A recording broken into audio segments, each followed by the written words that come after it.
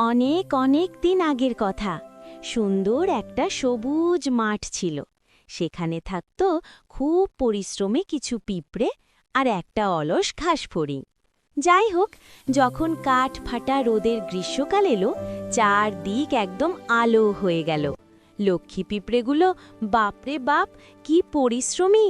তারা প্রচণ্ড গরমে ঘেমে গিয়ে সারা দিন টুকটুক করে হেঁটে হেঁটে শীতকালের জন্য খাবার জমাতো, একটুও থামতো না।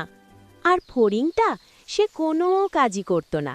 ঘাসফড়িং সারা দিন আরাম করে সবুজ ঘাসের ওপর লাফালাফি করত। রোদেলা সকালে সে মনের আনন্দে খেলতো, গান গাইত আর বাতাসের সাথে দোল খেত।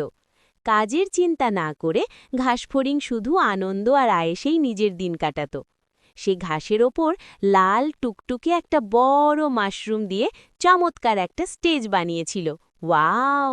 সেই স্টেজের ওপর দাঁড়িয়ে সে তার ছোট্ট ভায়োলিন বাজিয়ে সারা দিন গান গাইত। অন্যদিকে ঘাসফড়িং যখন গান গাইছিল, পিঁপড়ে তখন শীতের জন্য খাবার সঞ্চয় করছিল। ছোট ছোট দানা কুড়িয়ে তারা যত্ন করে বাসায় নিয়ে যাচ্ছিল। সবাই মিলে লাইন ধরে কাজ করছিল আর একে অপরকে সাহায্য করছিল। আহা, কি ব্যস্ত ছিল তাদের দিন! ভবিষ্যতের কথা ভেবে পিঁপড়েরা সারা দিন পরিশ্রম করছিল। ফড়িং হাসতে হাসতে পিঁপড়েদের বলল, আরে পিঁপড়ে ভাই, এত গরমে এত কাজ কেন করছো?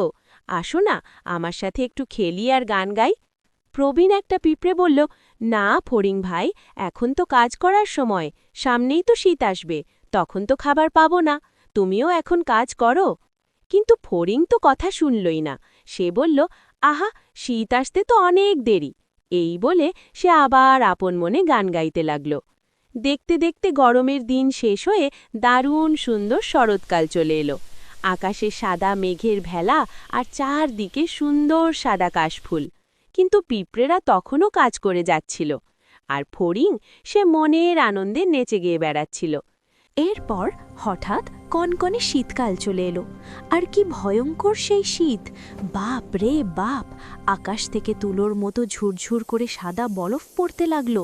সাঁই করে ঠান্ডা বাতাস বইতে শুরু করলো। চারদিক একদম সাদা হয়ে গেল। আমাদের বেচারা ফড়িংটার তখন কি অবস্থা! ওরে বাবা, তার সেই সুন্দর লাল টুকটুকে মাশরুমের স্টেজটাও বরফের নিচে ঢাকা পড়ে গেল। কনকনে শীতে ফড়িংয়ের ছোট্ট পা দুটো ঠকঠক করে কাঁপতে লাগলো। পেটে ভীষণ খিদে, কিন্তু পুরো মাঠে খাওয়ার মতো কিচ্ছু নেই।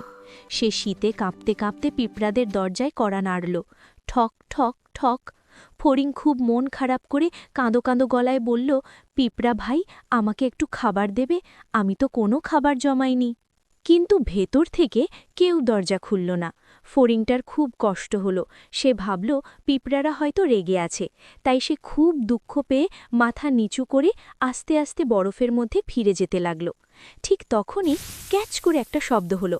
আরে, দরজাটা খুলে গেছে! ভেতর থেকে একদম ছোট্ট কিউট একটা ছানা পিঁপড়ে উঁকি দিয়ে মিষ্টি করে ডাকল, ফড়িং ভাইয়া, কোথায় যাচ্ছ? বাইরে তো খুব ঠান্ডা, আসো আসো, আমাদের গরম ঘরে চলে আসো। ফড়িং তো অবাক, সে খুব খুশি হলো। পিঁপড়ারা তো খুব ভালো। সবচেয়ে বড় পিঁপড়াটি মিষ্টি করে হেসে বলল, আহারে, বাইরে তো খুব ঠান্ডা, তোমার খুব কষ্ট হচ্ছে তাই না? আসো আসো, তাড়াতাড়ি ভেতরে আসো, আমাদের সাথে বসে পেট ভরে খেয়ে নাও। ফড়িং মজার মজার সব খাবার খেল। তারপর পিঁপড়া ফড়িংকে আদর করে বলল, ফড়িং ভাইয়া, কাজের সময় মন দিয়ে কাজ করতে হয় আর অবসর সময় খেলা করতে হয়, তাহলে শীতকালকে আর একদমই ভয় লাগে না। ফড়িং খুশি হয়ে মাথা নেড়ে বলল, পিঁপড়ে ভাই, তোমরা একদম ঠিক বলেছ। এরপর থেকে আমিও তোমাদের সাথে খুব কাজ করব। তারপর কাজ শেষে আমরা সবাই একসাথে গান গাইব আর নাচব। কি মজা! এরপর থেকে তারা সবাই মিলেমিশে খুব শান্তিতে থাকল। কাজের সময় সবাই খুব কাজ করে, আর কাজ শেষে ফড়িংয়ের মিষ্টি গানে সবাই মিলে অনেক অনেক আনন্দ করে। ছোট্ট বন্ধুরা, এই গল্প আমাদের শেখায়, কাজের সময় কাজ আর খেলার সময় খেলা করলে জীবনে সব সময় আনন্দ থাকে।